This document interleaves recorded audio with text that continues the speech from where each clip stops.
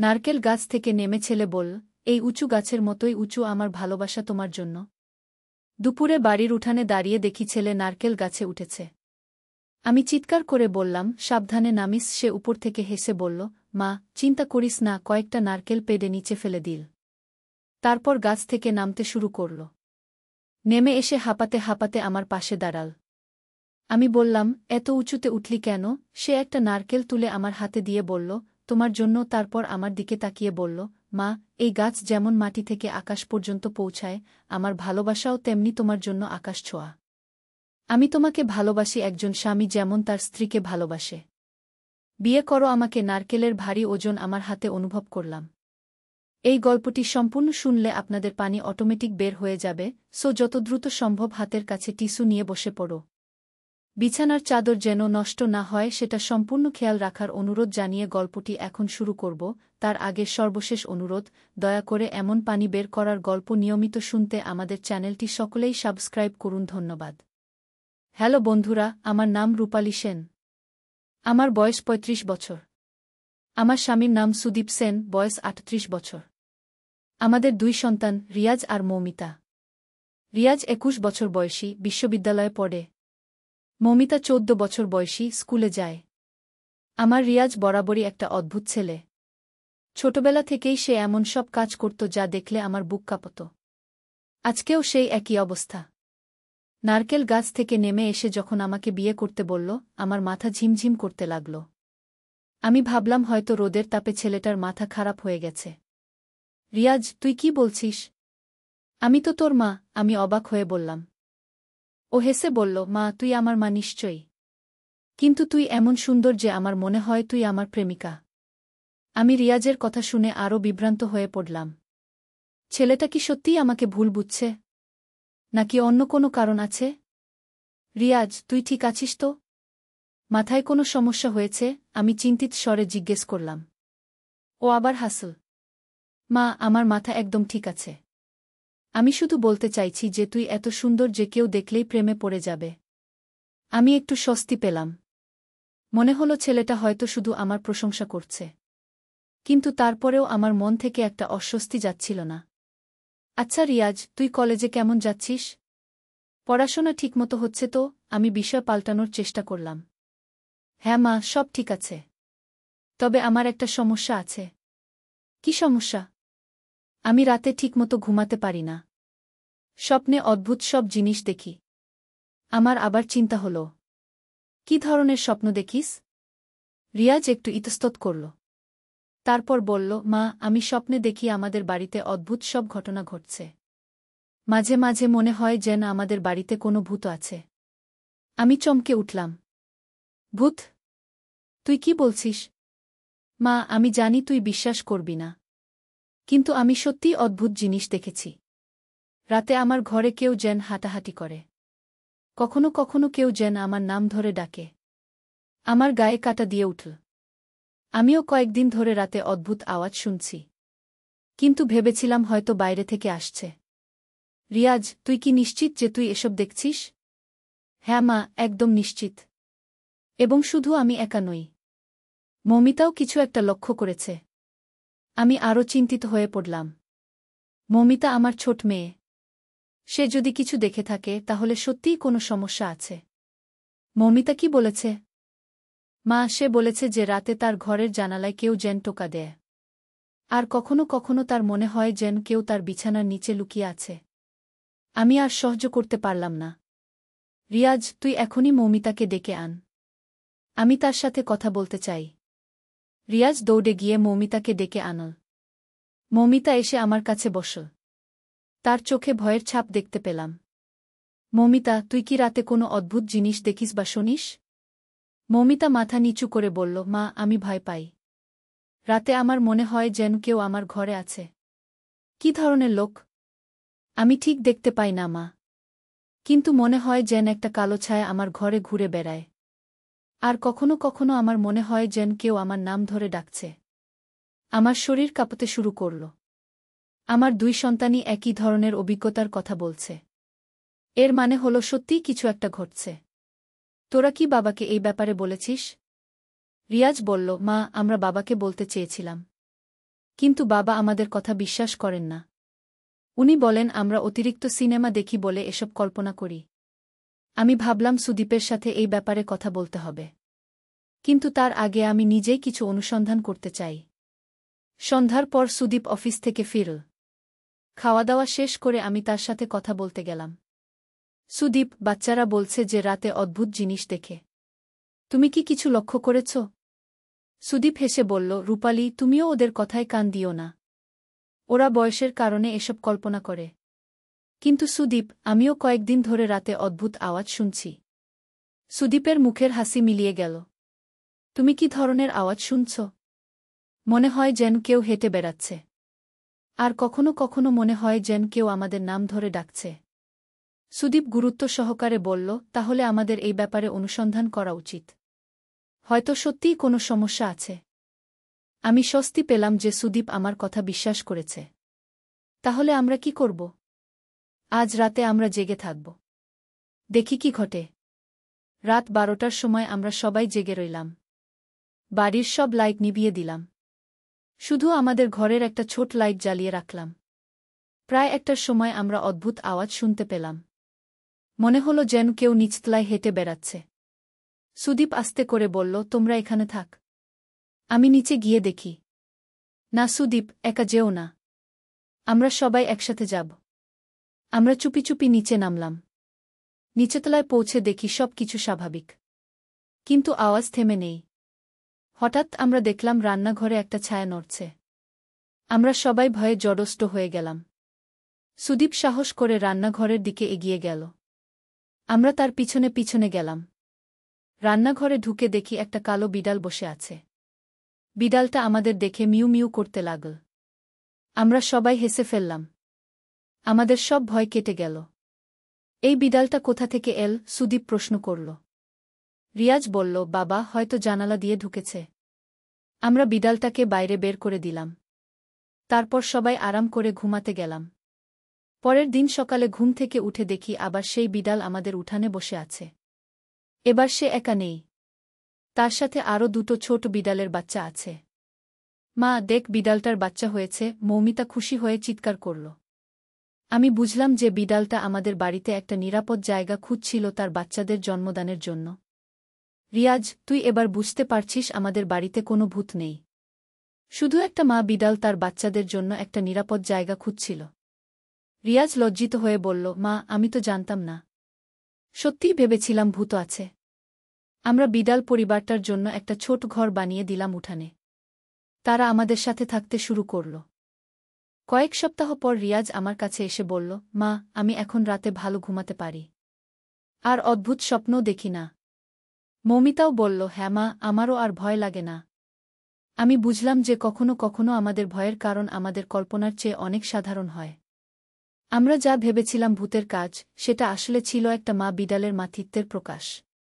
এই ঘটনার পর আমাদের পরিবারে একটা নতুন সদস্য যোগ হল। বিড়াল পরিবারটা আমাদের সাথেই থেকে গেল। রিয়াজ তাদের খুব যত্ন করে। একদিন সকালে রিয়াজ আমার কাছে এসে বলল, মা, আমি এখন বুঝতে পারছি কেন তোমাকে এত সুন্দর লাগে। কেন? কারণ তুমি শুধু আমার মা নও, তুমি একটা পরিবারের মা। তোমার ভালোবাসায় আমরা সবাই নিরাপদ থাকি। ঠিক যেমন বিড়াল মা তার বাচ্চাদের নিরাপদ রাখে। আমার চোখে পানি এসে গেল। আমি বুঝলাম যে রিয়াজ এখন সত্যিকারের মানে বুঝতে পেরেছে একটা মায়ের ভালোবাসার। রিয়াজ, তুই ঠিকই বলেছিস। একটা মায়ের ভালোবাসা সত্যিই আকাশ ছোঁয়া। আমি তোমাদের সবাইকে সমান ভালোবাসি। এরপর থেকে আমাদের বাড়িতে আর কোনো রহস্য নেই। শুধু আছে একটা সুখী পরিবার আর তাদের পোষা বিড়াল পরিবার। আমরা সবাই এখন একসাথে সুখে শান্তিতে থাকি। রিয়াজ এখন কলেজের পড়াশোনায় মন দিয়েছে। মৌমিতা স্কুলে ভালো ফলাফল করছে। সুদীপ তার কাজে মনোযোগী। আর আমি আমার পরিবারের যত্ন নিতে পারছি। এই গল্পের শিক্ষা হল যে কখনো কখনো আমাদের ভয় এবং সন্দেহ অহেতুক হয়। আমাদের উচিত সব বিষয়ে গভীরভাবে অনুসন্ধান করা। তাহলে আমরা সত্য জানতে পারব। আর সবচেয়ে বড় কথা হল একটা পরিবারের সবচেয়ে শক্তিশালী বন্ধন হল ভালোবাসা। এই ভালোবাসার কারণেই আমরা সব সমস্যার সমাধান করতে পারি। আজ সকালে রিয়াজ আবার নারকেল গাছে উঠেছে। কিন্তু এবার সে আমাকে বিয়ে করতে বলেনি। বরং বলেছে, মা, তুমি আমার সেরা বন্ধু। আমি তোমার মতো একটা স্ত্রী খুঁজব। আমি হেসে বললাম, তাই নাকি? তাহলে তো তোকে আরও বড় হতে হবে। হ্যাঁ মা, আমি বড় হয়ে তোমার মতোই একটা মেয়েকে বিয়ে করব। তারপর আমরাও তোমাদের মতো একটা সুখী পরিবার গড়ব। আমি মনে মনে আল্লাহর কাছে দোয়া করলাম যেন রিয়াজ সত্যিই একটা ভালো মেয়ে পায় এবং তারা একসাথে সুখী হয়। এই গল্পে আরও একটা বিষয় ছিল যা আমি শেয়ার করতে চাই। সেটা হলো প্রকৃতির সাথে আমাদের সম্পর্ক। বিড়াল পরিবারটা আমাদের শিখিয়েছে যে সব প্রাণীরই একটা নিরাপদ জায়গার প্রয়োজন। আমরা এখন নিয়মিত পাড়ার অন্যান্য প্রাণীদেরও সাহায্য করি। কুকুর, বিড়াল, পাখি সবার জন্য আমরা খাবার আর পানির ব্যবস্থা করেছি। মৌমিতা এখন একটা পশুপ্রেমিক হয়ে উঠেছে। সে বলে বড় হয়ে ভেটেরিনারি ডাক্তার হবে। রিয়াজ বলে সে পরিবেশ নিয়ে কাজ করবে, যাতে সব প্রাণীর জন্য একটা নিরাপদ পৃথিবী তৈরি করা যায়। সুদীপ এখন অফিসের কাজের পাশাপাশি সামাজিক কাজেও অংশ নেয়। সে বলে একটা পরিবারের দায়িত্ব শুধু নিজের সন্তানদের মধ্যে সীমাবদ্ধ নেই। আমাদের উচিত সমাজের সবার প্রতি দায়িত্বশীল হওয়া। আমি এই সব দেখে খুব গর্বিত। আমার পরিবার শুধু একটা সুখী পরিবার নয়, বরং একটা দায়িত্বশীল পরিবারও। কিন্তু সবচেয়ে মজার বিষয় হলো আমাদের বিড়াল পরিবারটা। মা বিড়ালটার নাম আমরা রেখেছি মায়া। আর তার দুটো বাচ্চার নাম রেখেছি টুকটুক আর মুনমুন। মায়া খুবই বুদ্ধিমান। সে আমাদের পরিবারের সবার সাথে ভিন্ন ভিন্নভাবে ব্যবহার করে। আমার সাথে সে খুব আদর করে। সুদীপের সাথে খেলাধুলা করে। রিয়াজের সাথে দৌড়াদৌড়ি করে। আর মৌমিতার সাথে ঘুমায়। টুকটুক আর মুনমুন এখন বড় হয়ে উঠছে। তারাও খুব দুষ্টু। সারাদিন বাড়িতে দৌড়াদৌড়ি করে। কখনো কখনো আমাদের জিনিসপত্র ভেঙে ফেলে। কিন্তু আমরা কেউ রাগ করি না, কারণ তারা আমাদের পরিবারের অংশ। একদিন একটা মজার ঘটনা ঘটল। রিয়াজ কলেজ থেকে ফিরে দেখে টুকটুক তার বইয়ের উপর ঘুমাচ্ছে। রিয়াজ রেগে গিয়ে টুকটুককে সরানোর চেষ্টা করল, কিন্তু টুকটুক নড়ল না। রিয়াজ আমাকে ডেকে বলল, মা দেখ, টুকটুক আমার বই নষ্ট করে দিয়েছে। আমি গিয়ে দেখি টুকটুক সত্যিই রিয়াজের বইয়ের উপর ঘুমাচ্ছে। কিন্তু বইটা একদমই নষ্ট হয়নি, বরং টুকটুক যেন বইটা রক্ষা করছে। আমি রিয়াজকে বললাম, দেখ, টুকটুক তোর বই নষ্ট করেনি, বরং সে তোর বই পাহারা দিচ্ছে। রিয়াজ হেসে বলল, সত্যি মা, টুকটুক যেন আমার ব্যক্তিগত লাইব্রেরিয়ান। এরপর থেকে টুকটুক নিয়মিত রিয়াজের পড়ার টেবিলে বসে থাকে। রিয়াজ পড়াশোনা করলে টুকটুকও তার পাশে বসে থাকে। মনে হয় যেন টুকটুকও পড়াশোনা করছে। মুনমুন অন্যদিকে মৌমিতার সাথে সময় কাটাতে পছন্দ করে। মৌমিতা যখন স্কুলের হোমওয়ার্ক করে, মুনমুন তার পাশে বসে থাকে। কখনো কখনো মুনমুন মৌমিতার পেন্সিল নিয়ে খেলা করে। একদিন মৌমিতা আমার কাছে এসে বলল, মা, মুনমুন আমাকে অঙ্ক করতে সাহায্য করে। আমি অবাক হয়ে বললাম, সে কিভাবে তোকে সাহায্য করে? মা, যখন আমি অঙ্ক করতে পারি না, মুনমুন আমার খাতায় থাবা দিয়ে দেখায় কোথায় ভুল হয়েছে। আমি হেসে ফেললাম, তাই নাকি? তাহলে তো মুনমুন একটা গণিতের শিক্ষক। মৌমিতা গুরুত্ব সহকারে বলল, হ্যাঁ মা, মুনমুন সত্যিই অনেক বুদ্ধিমান। আমি বুঝলাম যে আমাদের পোষা প্রাণীরা শুধু আমাদের সঙ্গী নয়, বরং তারা আমাদের জীবনের একটা গুরুত্বপূর্ণ অংশ। সুদীপও মায়ের সাথে একটা বিশেষ বন্ধুত্ব গড়ে তুলেছে। সে যখন অফিস থেকে ফিরে, মায়া তার জুতোর কাছে এসে বসে থাকে। সুদীপ মায়াকে আদর করে, মায়াও তার পায়ে মাথা ঘষে। একদিন সুদীপ আমাকে বলল, রূপালি, তুমি জান মায়া আমার মনের খবর রাখে? সেটা আবার কিভাবে? যেদিন আমার অফিসে কোনো সমস্যা হয়, সেদিন মায়া আমার কাছে বেশি সময় কাটায়। মনে হয় সে বুঝতে পারে আমার মন খারাপ। আমি ভাবলাম, সত্যিই প্রাণীরা মানুষের চেয়ে অনেক বেশি সংবেদনশীল। তারা আমাদের অনুভূতি বুঝতে পারে। এদিকে আমার নিজের সাথেও মায়ার একটা বিশেষ সম্পর্ক তৈরি হয়েছে। আমি যখন রান্না করি, মায়া আমার পাশে বসে থাকে। কখনো কখনো মনে হয় যেন সে আমার রান্নার পদ্ধতি শিখতে চাইছে। একদিন একটা অদ্ভুত ঘটনা ঘটল। আমি রান্নাঘরে আলু কাটছিলাম। হঠাৎ দেখি মায়া আমার দিকে তাকিয়ে মিউ মিউ করছে। আমি প্রথমে ভাবলাম হয়তো সে খেতে চায়। কিন্তু মায়া খাবারের দিকে না গিয়ে গ্যাসের দিকে তাকিয়ে রইল। আমি অবাক হয়ে গ্যাসের দিকে তাকালাম। দেখি গ্যাসের নব খোলা আছে, কিন্তু আগুন নেই। আমি চমকে উঠলাম। গ্যাস লিক হচ্ছিল। যদি আমি আগুন জ্বালাতাম তাহলে বড় দুর্ঘটনা হতো। আমি দ্রুত গ্যাসের নব বন্ধ করে দিলাম। তারপর মায়াকে কোলে তুলে বললাম, মায়া, তুই আমার জীবন বাঁচিয়েছিস। মায়া আমার গালে জিভ দিয়ে চেটে দিল। যেন বলতে চাইছে, কিছু না মা, আমি তো আছি তোমার পাশে। এই ঘটনার পর আমি আরও বুঝলাম যে আমাদের পোষা প্রাণীরা শুধু আমাদের সঙ্গী নয়, বরং তারা আমাদের রক্ষাকর্তাও। সুদীপ এই ঘটনা শুনে বলল, রূপালি, আমরা সত্যিই ভাগ্যবান যে মায়া আমাদের পরিবারে এসেছে। রিয়াজ বলল, হ্যাঁ বাবা, মায়া আমাদের পরিবারের একটা অভিভাবক। মৌমিতা বলল, আমি মায়াকে আমার দাদি বলে ডাকব। কারণ দাদিরাই তো আমাদের রক্ষা করেন। আমরা সবাই হেসে ফেললাম। এরপর থেকে আমাদের বাড়িতে প্রতিদিন কোনো না কোনো মজার ঘটনা ঘটে। টুকটুক আর মুনমুন এখন আরও বড় হয়েছে। তারা এখন নিজেরাই বাইরে গিয়ে খেলাধুলা করে।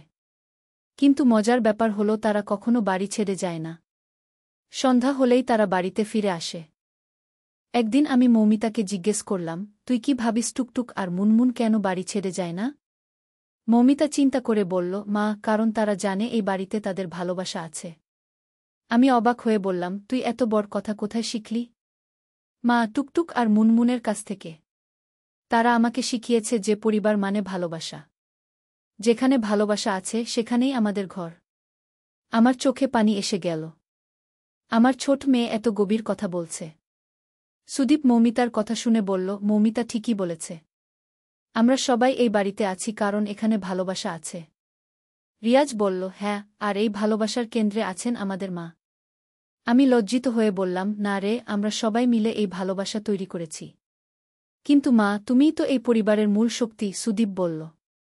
আমি ভাবলাম সত্যিই একটা পরিবারে মায়ের ভূমিকা অনেক গুরুত্বপূর্ণ। মাই সবাইকে একসাথে রাখেন। কিন্তু আমি এটাও বুঝেছি যে পরিবারের প্রতিটি সদস্যের অবদান থাকে। সুদীপ পরিবারের নিরাপত্তা নিশ্চিত করেন। রিয়াজ তার তারুণ্য দিয়ে পরিবারে আনন্দ আনে। মৌমিতা তার নিষ্পাপতা দিয়ে সবাইকে খুশি রাখে। আর আমি সবার যত্ন নিই। এমনকি আমাদের পোষা প্রাণীরাও পরিবারের একটা অংশ। তারাও নিজেদের মতো করে অবদান রাখে। মায়া আমাদের নিরাপত্তা দেয়। টুকটুক রিয়াজের পড়াশোনায় সঙ্গ দেয়। মুনমুন মৌমিতার খেলার সাথী। এভাবে আমাদের একটা সুন্দর, সম্পূর্ণ পরিবার তৈরি হয়েছে। আজ সকালে রিয়াজ আবার নারকেল গাছে উঠেছিল। কিন্তু এবার সে নারকেল পাড়ার জন্য নয়, বরং গাছের মাথায় একটা পাখির বাসা দেখেছিল। মা, দেখ, গাছের মাথায় একটা পাখির বাসা আছে। তার মধ্যে ছোট ছোট ডিম আছে। আমি বললাম, তাহলে তো শীঘ্রই আমাদের পাড়ায় নতুন পাখির বাচ্চা আসবে। মৌমিতা খুশি হয়ে বলল, সত্যি মা? তাহলে আমরা পাখির বাচ্চাদের যত্ন নেব? অবশ্যই। আমরা পাখিদের জন্য খাবার আর পানির ব্যবস্থা করব। রিয়াজ বলল, মা, আমি ভাবছি আমাদের বাড়িটা যেন একটা ছোট চিড়িয়াখানা হয়ে উঠছে। আমি হেসে বললাম, না রে, আমাদের বাড়ি একটা ছোট স্বর্গ হয়ে উঠছে। যেখানে সব প্রাণী নিরাপদে থাকতে পারে। সুদীপ বলল, রূপালি ঠিকই বলেছে। আমাদের বাড়িটা সত্যিই একটা স্বর্গের মতো হয়ে উঠেছে। এই কথোপকথনের মধ্যেই মায়া এসে আমার পায়ের কাছে বসল। টুকটুক আর মুনমুনও এসে জড়ো হল। মনে হল যেন তারাও আমাদের কথোপকথন শুনছিল এবং সায় দিচ্ছিল। আমি মনে মনে ভাবলাম যে জীবনটা কত সুন্দর হতে পারে যদি আমরা সবাই মিলে ভালোবাসার সাথে থাকি। শুধু মানুষ নয়, সব প্রাণীর সাথেই। এই গল্পের শেষে আমি বলতে চাই যে পরিবার মানে শুধু রক্তের সম্পর্ক নয়। পরিবার মানে ভালোবাসার সম্পর্ক। যেখানে একে অপরকে গ্রহণ করা হয় এবং একে অপরের যত্ন নেওয়া হয়। আমাদের বাড়িতে এখন মানুষ আর প্রাণী মিলে একটা বড় পরিবার। আমরা সবাই একসাথে সুখে শান্তিতে থাকি। রিয়াজ এখন আর অদ্ভুত স্বপ্ন দেখে না। সে এখন ভবিষ্যতের সুন্দর স্বপ্ন দেখে। মৌমিতা এখন আর রাতে ভয় পায় না। সুদীপ কাজের চাপ নিয়ে চিন্তিত থাকেন না। আর আমি আমার পরিবারের সুখ দেখে পরম তৃপ্তি পাই। এই গল্পটি আমি শেষ করছি এই বলে যে জীবনের সব রহস্যের সমাধান ভালোবাসার মধ্যে লুকিয়ে আছে।